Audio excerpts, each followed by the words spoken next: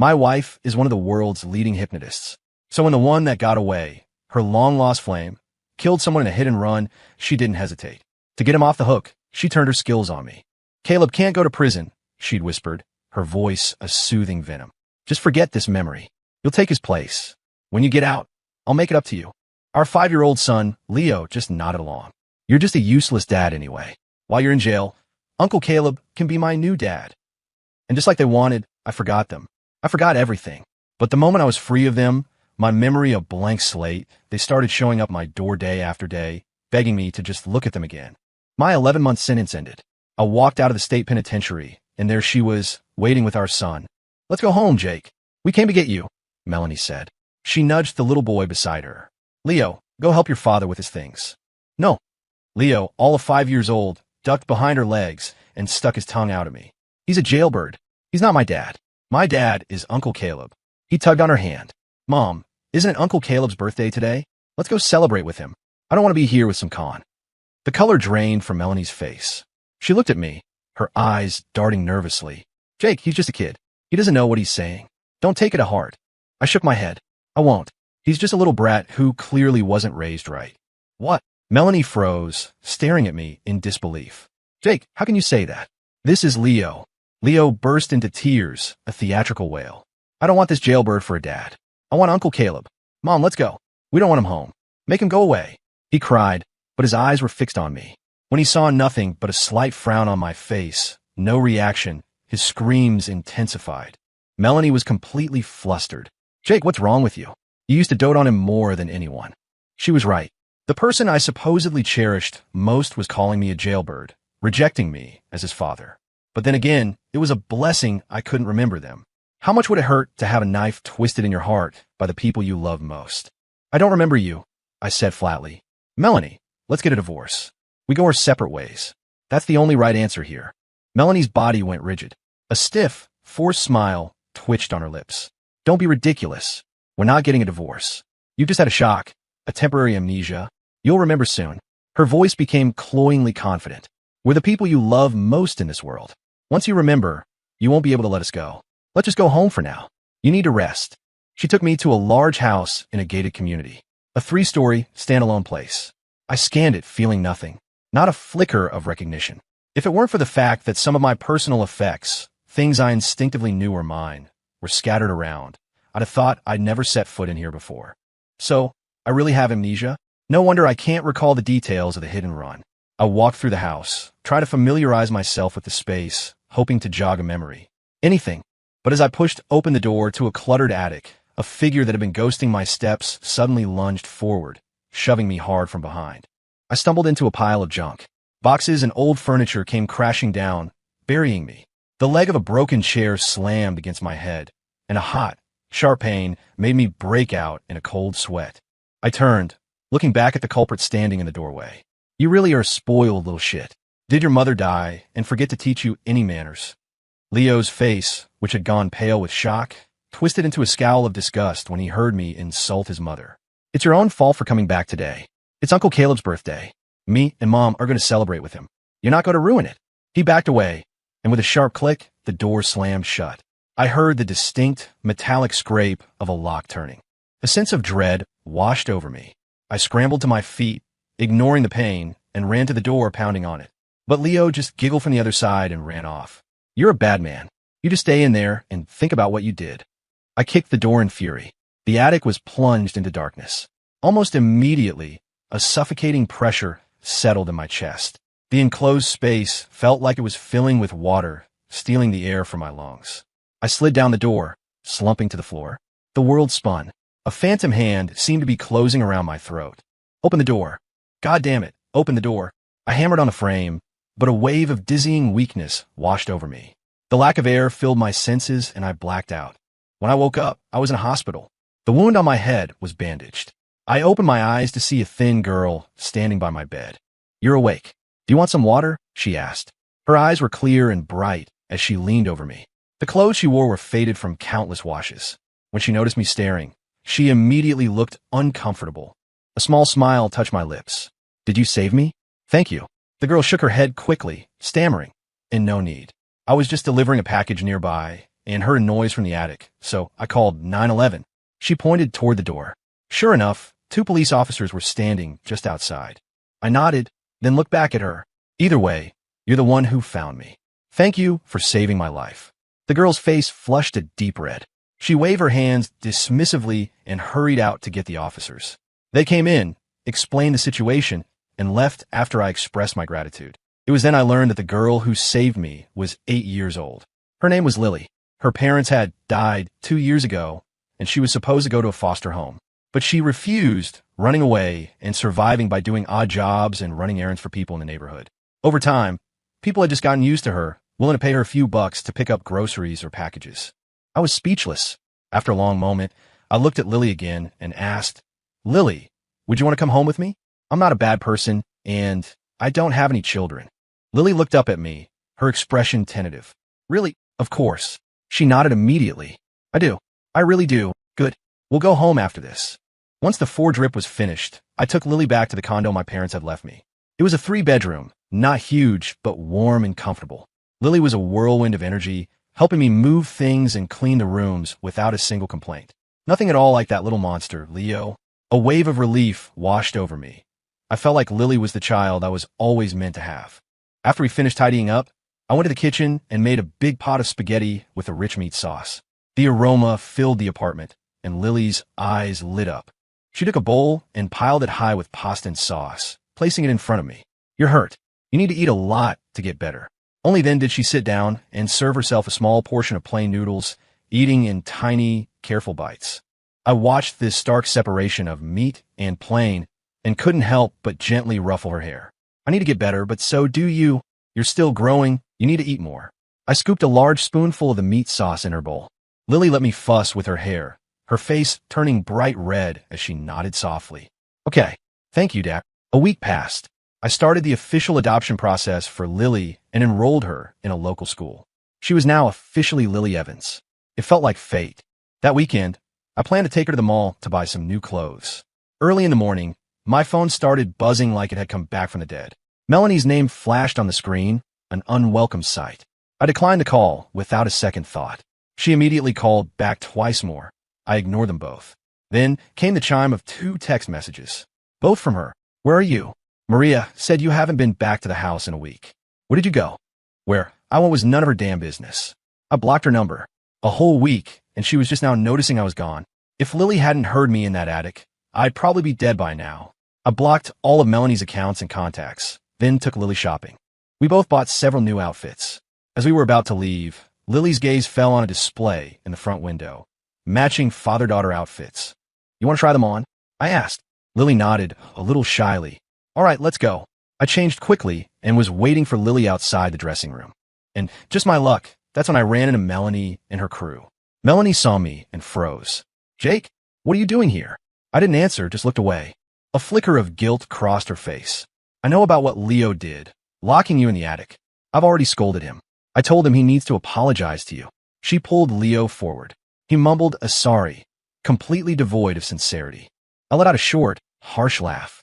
He almost left me to die in an attic for a week, and a sorry is supposed to fix it? Why not just wait until I'm dead and send your apologies with flowers to my grave? Melanie's face stiffened. She hadn't expected me to be so aggressive. Leo just hung his head, his face pale. Caleb, standing beside them, stepped in like some kind of peacemaker. He placed a hand on my shoulder. Come on, Leo didn't mean it. Why are you making things so hard on a kid? If you want to blame someone, blame me. I was the one who asked them to go on a trip with me for a week after my birthday. That's why they didn't realize you were gone. How about this? Caleb continued smoothly. You just got out of prison. Let's throw you a welcome home party. A formal apology, you know? Help wash away some of that bad luck. Melanie's expression brightened. That's a great idea, Caleb. So thoughtful. Neither of them seemed to notice that as soon as they spoke, the surrounding store clerks and customers took an instinctive step back. Their eyes, when they looked at me, were filled with a mixture of fear and disgust. I sneered. So, they left me locked in an attic to run off and play with her side piece? I took a step back, letting Caleb's hand fall from my shoulder, and brushed at my new shirt as if it were contaminated. What could possibly be worse luck than running into you two? I said, my voice low and clear. My wife and son tangled up with you. I locked eyes with him. If you want her so badly, tell her to divorce me. I'll gift wrap them both and send them your way. Instantly, Caleb's face turned to stone. He never imagined I'd be so blunt in public. The crowd, which had been looking at me with disdain, now turned their contempt on him. Oh, so he's the other man. Shameless, hitting on someone's wife and kid. You know, before he said that, I actually thought the three of them were a family. And she's no better, bringing her lover right in front of her husband. How trashy can you get? No wonder he said it was bad luck. If I were her husband, I'd be furious. Listening to the whispers and pointed fingers, Melanie's face became a mask of ugly emotions. Jake, what are you talking about? Caleb and I are just friends. How can you slander us like this in public? Caleb jumped in to explain. You got it all wrong. I was just worried they'd be lonely while you were away. I was just helping you look after them. I have no intention of taking them from you. Bullshit. You're shameless, a woman in the crowd spat out. The wife is screaming at her husband to protect her lover, and the lover is making up pathetic excuses. Are you too human? I used to think only cheating men were pathological liars, but I guess women are just as bad. Disgusting. Trash belongs with trash. Get lost before you ruin the air in here. Under the barrage of accusations, Melanie and Caleb looked increasingly cornered. Melanie's face was chalk white. She stared at me with wounded eyes, her hand finding its way to Caleb's arm for support. Her lips moved, but no sound came out. It was Leo who charged forward, his face red with anger. Don't you bully my mom and Uncle Caleb. You apologize to them. He swung a small fist at me. Before he could even touch me, a small shadow shot out and knocked him aside. Dad, are you okay? Lily, though just a small girl, stood in front of me like a mother bear protecting her cub, eyeing the group across from us with suspicion. I shook my head and stroked her hair. I'm fine, honey. Don't worry. Dad. Leo scrambled up from the floor, his face a picture of confusion. His eyes landed on the matching outfits we were wearing, and his expression shifted from shock to raw pain. Suddenly, he lunged at Lily, scratching and hitting her. Who's your dad? What are you talking about? He's my dad. He started tearing at her new clothes. You're not allowed to wear matching clothes with him. Go away. Go away. Lily was already thin and frail, and as a girl, she was no match for Leo's frenzied attack. I stepped forward and lifted Leo away by the collar of his shirt. Your father's over there, I said, gesturing toward Caleb. Don't get confused. I pulled Lily into my arms, then looked at Melanie. Control your son. If he tries anything else, I'm calling the police. Melanie's face grew even darker. Jake, he's your son. Lily wrapped her arms tightly around my waist and shot them a defiant look. I'm Dad's kid. Leo, furious, tried to lunge again, but Melanie held him back. She looked at me, shaking her head in disappointment. Jake, when you get your memory back, you're going to regret this. Yeah, Jake, Caleb chimed in, pulling Leo into a hug to comfort him. Even if you're jealous that Melanie and Leo like me, you shouldn't just pick up some stray off the street and pretend she's your kid. Think about how much that hurts Leo. I looked at him coldly. Where's your father? What? He was caught off guard. I asked, where's your father? I want to go find him, slap him across the face, and ask him how he raised his son to run around calling a child a stray. No class at all. You. Caleb lunged at me, ready to throw a punch, but Melanie stopped him. She looked at me, her expression pained. Jake, how did you become like this? I had no time for her drama.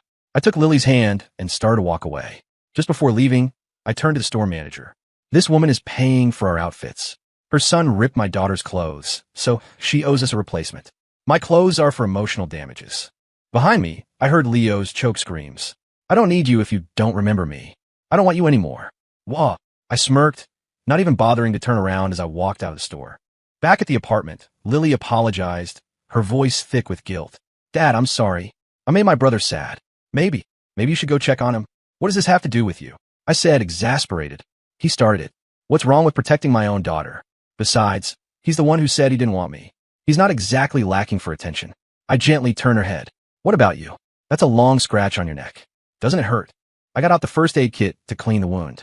The tears she'd been holding back all this time finally started to fall. That night, I got a call from an unknown number. I answered, and it was Melanie, using the housekeeper's phone. Her tone was demanding. Jake, Leo's sick. Okay. What does that mean? Aren't you worried? Aren't you coming to see him? I'm not a doctor. Is he going to magically get better if I look at him? Is there anything else?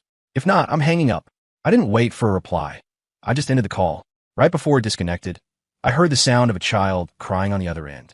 But what did that have to do with me? Another week went by. That night, I made Lily my specialty, barbecue ribs. She was happily peeling the meat off the bone for me. Dad, these ribs are the best. You have to try this piece. She held a chunk of meat up to my mouth. As I leaned in to eat it, a memory suddenly flooded my mind. Leo begging me to make a full rack of barbecue ribs, then turning around and presenting them to Caleb. Caleb, wrinkling his nose in disgust, telling him that wealthy people don't eat such greasy, cheap food. And Leo, without a moment's hesitation, dumping the ribs I had spent hours preparing straight into the trash. I paused, a dark look flashing in my eyes. Just then, the doorbell rang. I got up to answer it. Melanie was standing there, holding Leo by the hand. Leo was silent, peering cautiously into the apartment. Melanie, however, looked smugly confident. "It's on, Jake.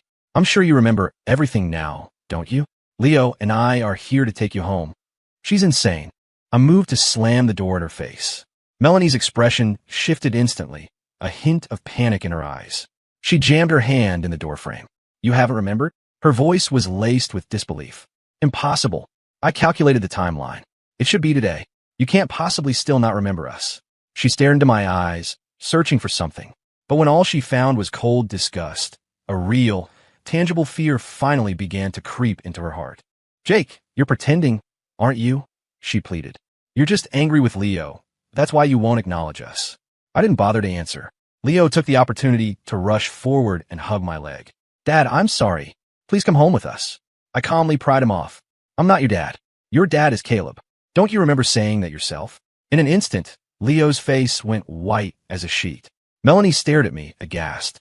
"Jake, you're disowning Leo too?" She muttered to herself. "What went wrong? What went wrong?"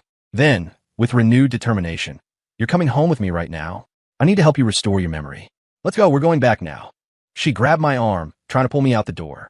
I wrenched my arm away. In the struggle, Lily ran over. "Let go of my dad," she yelled, and threw the saucy rib bone she was holding right at Melanie's head. Red barbecue sauce splattered across her hair and face. Forgetting the grease on her own hands, Lily balled her fists and started hitting Melanie.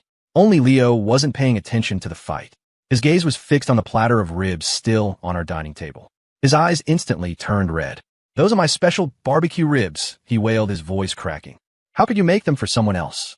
He was utterly heartbroken, tears streaming down his face. I was unmoved. "It's just a plate of ribs. I'll make them if I wanna. Lily loves them, so I'll make them for her every day." "How could you? Those are my favorite." Leo cried even harder. A surge of irritation went through me. I shook Melanie's hand off me for good. "You know what? You're here just in time. Sign the divorce papers. We'll split the assets, house and cars 50-50. You get custody of Leo, and I'll pay child support on time every month." I turned, went inside, and came back with a divorce agreement I'd already drawn up. Melanie refused to take it. "I'm not signing," she said. "You've just lost your memory. I will make you remember. Jake, just wait for me." She turned and fled, pulling a sobbing Leo with her. For the next few days, I didn't see them. Then, the day after I had the divorce papers couriered to her family's home, I came back from grocery shopping to find Melanie sitting in my living room. "Get out." I didn't even spare her a glance. I made a mental note to change the locks first thing in the morning. But Melanie acted as if she hadn't heard me. Her eyes were fixed on me, strangely intense. "Jake, I found a way to restore your memory." Her voice was a low, urgent whisper. "All I need to do is perform the hypnosis one more time, and you'll definitely remember everything." She smiled, a chillingly confident expression, just like before. She trailed off, catching herself. But I'd heard enough. I narrowed my eyes. "Melanie, are you trying to commit a crime?" But she was insistent, ignoring my resistance. She was determined to hypnotize me again. "Jake, you have to remember. Leo and I have missed you so much these past few weeks. Come back to us." She pulled a small, polished pendulum from her bag. As it swung, my vision blurred, and I slumped onto the sofa, unconscious. It was like a dream, but the dream was an empty white void. I couldn't see anything. I simply laid down in the nothingness and slept. A voice called my name, pulling me back to consciousness. I opened my eyes to see Melanie's face hovering over mine. She was holding my hand, her eyes red-rimmed. "Jake, do you remember now?" she asked, her voice trembling with hope. "I'm your wife. We've been in love for 10 years. Look, this is our wedding photo." She held a picture out to me. I pushed her hand away, my patience gone. "Melanie, if you don't leave right now, I'm calling the cops." With a clatter, the photo frame slipped from her fingers and hit the floor. "You still don't remember?" she whispered, horrified. "How can that be? It's impossible. I performed the hypnosis myself. There couldn't have been a mistake." She mumbled to herself, lost in confusion. I don't believe it. I have to do it again. Some step must have gone wrong. She took out the pendulum again, preparing to start over. I had reached my limit. I slapped her hard across the face. Enough. Get out. She was a lunatic. After I threw her out, I immediately called a locksmith. I didn't get a chance to tell Lily, and when she came home from school, she found herself locked out. She was huddled by the door, hugging her backpack, her eyes as red as a rabbit's. She thought I'd abandoned her. The truth was, I'd just been out meeting a friend. I had been meeting with this particular friend every day for the past week. But I'd only taken my eye off her for a few days, and Lily came home covered in bruises. She was evasive, trying to hide her injuries from me. When I pressed her, she just said she got into an argument with some other kids, and it turned into a fight. I looked at her with a wry smile. Do you really think you're the type to get into fights? Lily finally hung her head. If I tell you, you have to promise not to get mad. It was that little tyrant, Leo. Seeing that I hadn't regained my memory and that I was picking Lily up from school every day had made him jealous. He was convinced that I refused to come home because I had Lily now. So he paid some older kids to corner Lily on her way home from school to threaten her into leaving me. When Lily refused, they beat her up. So now he was bullying girls. The anger inside me burned hotter. I told Lily, honey, I know you're not a fighter, but when someone hurts you, you have to fight back. Do you understand? Your teeth, your nails, any part of your body can be a weapon. Next time this happens, whatever Leo does to you, you do it right back to him. Of course, I had no intention of letting there be a next time. I was planning to go settle the score with Melanie as soon as I finished patching Lily up. But, to my surprise, they came to me first. Leo stood before Lily and offered a sincere apology. I'm sorry. I shouldn't have paid those kids to scare you away, and I shouldn't have let them hit you. Please come back home with us. He took a few steps closer, offering himself up. You can hit me back. Lily would never do that. Dad doesn't like kids who hit. I won't hit you. I want to be a good kid for my dad. Leo grew frantic. I'll be good too. I didn't mean to hit you. It's just, you took my dad. Lily tilted her head. But when I found Dad, he was all alone in a dark, messy attic. So I found him all by myself. He's my dad. She paused, then added, and the doctor said, Dad has a really bad case of claustrophobia. Any longer in there, it could have been really dangerous. She looked from Leo to Melanie. What's claustrophobia? Do you guys know? Leo was speechless, desperate to defend himself. But when he thought about it, he realized she was right. He was the one who threw his dad away, and Lily was the one who found him.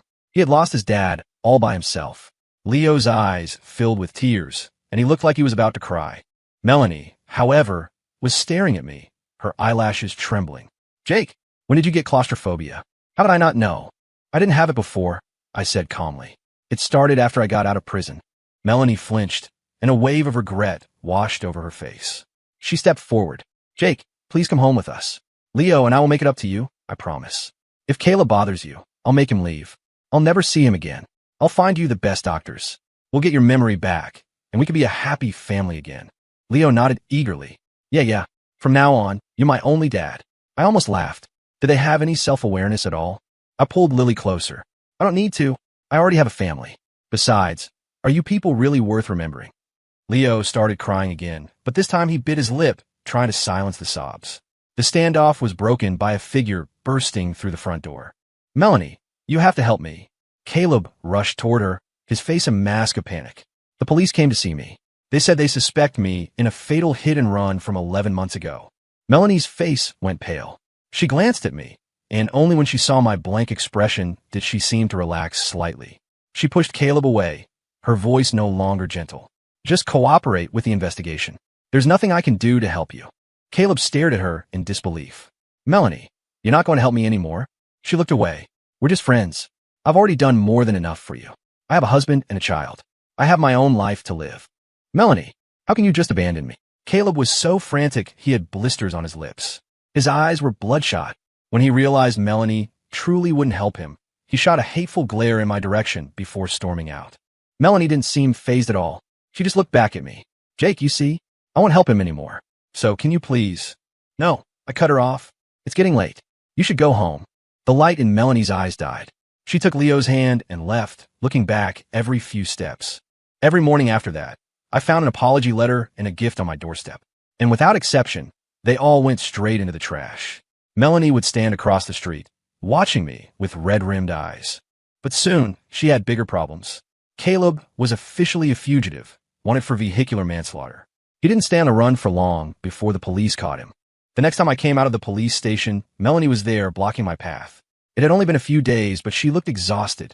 Her hair was a mess, and the dress that was always so impeccable was wrinkled and stained. Despite her appearance, her gaze was locked on my face, sharp and intense. "Jake," she said, her voice raspy. "You remember everything, don't you?" "Remember what?" I asked, my voice even. The quiet calm seemed to devastate her. Her fingers twitched. After a long moment, she spoke, her voice hoarse. "You remembered that Caleb was the one who hit that person. That's why you came to the station to testify against him." I didn't deny it. Her eyes lit up. "And what about me? Did you remember me, too?" Her face was filled with desperate hope. "Yes," I said. "I remember." Melanie was overcome with joy. But before her smile could fully form, I threw a bucket of ice water on it. "I remember you using your skills as a hypnotist to manipulate me, to alter my memories, so I'd take the fall for Caleb. And I remember that it was your fault I developed severe claustrophobia, so bad I can't even ride an elevator anymore."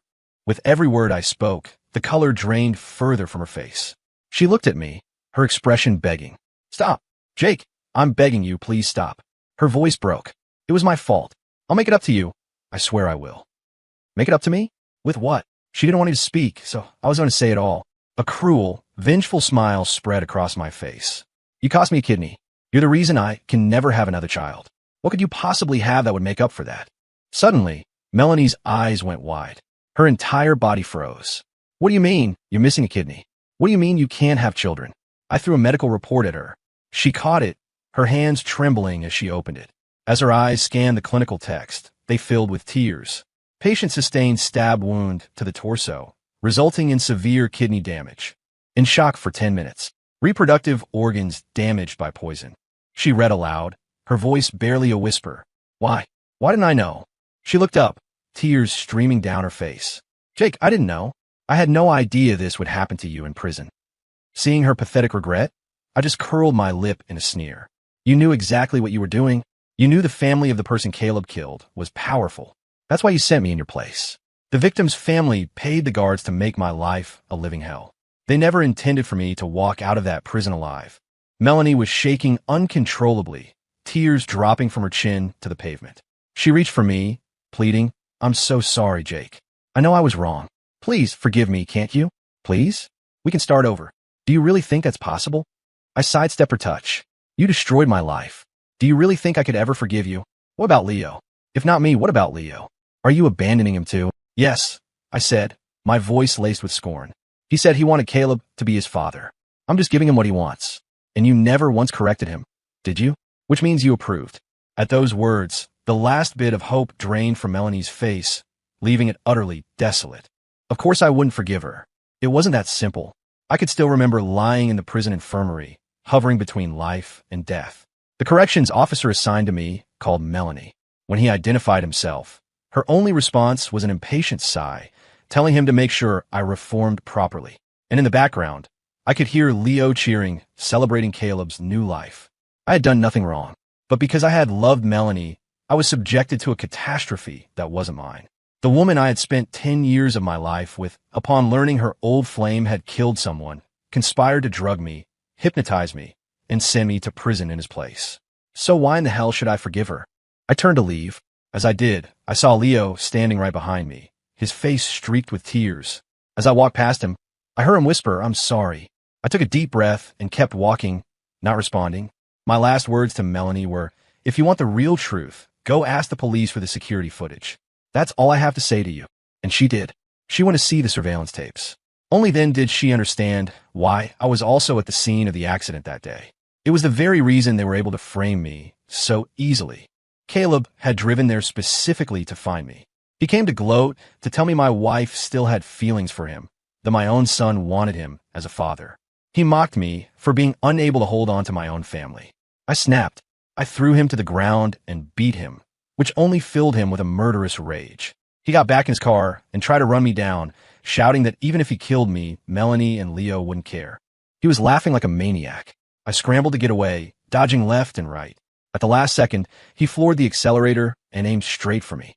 I dove out of the way, and his car plowed into a pedestrian who happened to be walking past. If only she had bothered to look. When she helped him destroy the evidence, if she had taken one single glance at the footage, she would have known the whole truth. But she was so determined to protect an attempted murderer that she chose to be blind, especially after she found out how powerful the victim's family was. Watching the footage, Melanie trembled from head to toe, her eyes filled with a bottomless pit of regret. Leo was crying uncontrollably. No wonder Dad won't forgive me. It's all my fault. I'm so sorry, Dad. Suddenly, Melanie, who had been lost in her grief, launched herself at the handcuffed Caleb. She slapped him across the face and started kicking him ferociously. You tried to kill Jake. You vicious bastard. Why would you do that? Wasn't I good enough to you? Why? You ruined my family. Why don't you just die? She was relentless. Within moments, Caleb was doubled over, clutching his groin in agony, his body twitching on the floor. The police officers quickly pulled them apart. Melanie's eyes were wild, teetering on the edge of a complete breakdown. Caleb dropped the act. Melanie, have you no shame? He spat. You loved having two men fighting over you. You're a sick, twisted woman, and now you have a nerve to blame me? This is your own damn fault. You're the one who let him take the fall for me. If anyone should die, it's you. Maybe if you were dead, he'd finally forgive you. All the strength drained out of Melanie. She collapsed onto the floor. Yes, you're right. I should die. We both should. She closed her eyes, stroked Leo's head one last time, and asked the officers to take him home. Then she looked up. Officer, she said, her voice hollow. I want to confess. I wasn't surprised to learn that both Caleb and Melanie were sentenced to prison. My lawyer said he was shocked at how smoothly everything went. He thought clearing my name would be an uphill battle, especially since I had confessed at the time. But once Melanie confessed, she admitted to the illegal use of hypnosis. Just like that, the crime was no longer mine. I was a victim. The truth was, the first time Melanie had mentioned the word hypnosis after I got out, my suspicions were raised. That's why I was out of the house so often. The friend I was meeting was a lawyer and a hypnosis expert. The day my memories fully returned, I went with my lawyer to petition for a retrial. Now, finally the truth was out. Melanie and I were officially divorced. She signed the papers willingly, leaving me with all our assets. In an attempt to minimize the impact on Leo, she begged me to take legal custody of him, transferring him to my name. Leo now lives with his grandparents back in the big house. I live with Lily in my condo. We don't interfere with each other's lives. It's better this way. The only thing was in my rush to gather evidence, I'd neglected Lily. She started coming home late from school every day. When I went to the school to find her, she was never there. She would only sneak back in long after I'd gone to bed. I threatened to ground her, and she would apologize profusely, only to do the same thing the next day. On Friday, I was about to head out to pick her up myself. As I opened the door, I saw her running toward me, backpack bouncing, holding a gift box. Dad, this is for you, she said, her face beaming with pride. I hope you'll always be happy and live a long, long life. I opened the box. Inside was a watch. It must have cost over $100. Where did you get the money for this? Lily was an elementary school student. She couldn't have saved this much from her allowance. She scratched her head, embarrassed. I earned it washing dishes for a restaurant owner. He paid me $20 a day. I wanted to buy you a really expensive one, but I'm too little, so they don't pay me much. Dad, when I grow up, I promise I'll buy you the most expensive watch in the world. She had washed dishes for half a month, just to buy me a simple, off-brand watch. My heart ached with a mix of anger and love. I was angry that a little girl was working late every night, making me worry, and I was heartbroken thinking of her toiling away just to buy me a gift. But more than anything, I was moved. My heart felt like it was melting. I pulled her into a tight hug. Thank you, sweetie. I love it. Lily blushed, smiling shyly into my chest. After a moment, she seemed to remember something and pointed outside. Oh, right, Dad. Leo followed me here. She shrugged, a little exasperated. I looked up and saw a small figure trailing behind her. Leo was holding a large bouquet of sunflowers, a symbol of new beginnings. He stood by the door, not daring to come in, just staring at the floor and picking at his fingers. When he saw me looking, he nervously shuffled forward and held the flowers out to me. He whispered, Dad, I'm sorry. I was stunned for a second, then reached out and took the bouquet. Thank you. Seeing me accept the flowers, the tension on his face finally broke into a small, fragile smile. He turned to run away. Aren't you going to stay for dinner? Leo's body froze. He stopped so abruptly, he nearly fell over. When he turned back to look at me, his eyes were red. He nodded his head frantically, choking back a sob. Yes, I want to stay for dinner. I smiled and told Lily to bring him inside. During dinner, I got a call from the prison. It was a guard telling me that Melanie was sick and wanted to see me. I refused without hesitation. You don't need to call me again. I have nothing to do with her.